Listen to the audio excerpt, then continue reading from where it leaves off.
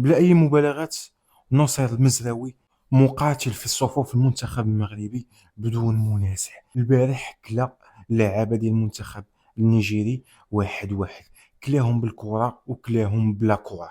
حنا كنهضروا على ظهير أيسر كان أكثر صانع للفرص في الماتش بفرصتين، أكثر لاعب دار مراوغات صحيحة بثلاثة ديال المراوغات، أكثر لاعب مرر الكرة للثلث الأخير ب 13 تمريرة، أكثر لاعب مرر كرات طويلة صحيحة ب8 ديال الكرات، من غير أنه دار 9 تدخلات دفاعية خدا منهم الكرة ب7 ديال المرات، وقدر يكسب 11 التحام من 14 التحام. الإخوان شوفوا الرقم، حنا كنهضروا على ظهير أيمن في جوج ديال المباريات الأولى من البطولة، ومن بعدها تحول ظهير أيسر الإخوان في 4 ديال المباريات الأخيرة، وكلهم كنشوفوا فيهم نفس الأداء ونفس الفخامة ونفس القتالية ونفس الروح ونفس الثقة. اللاعب الوحيد اللي ما كيتأثرش بالتغيير المراكز ديالو. أكثر لاعب كيلعب بعقل ديالو في المنتخب المغربي هو نصير المزراوي بدون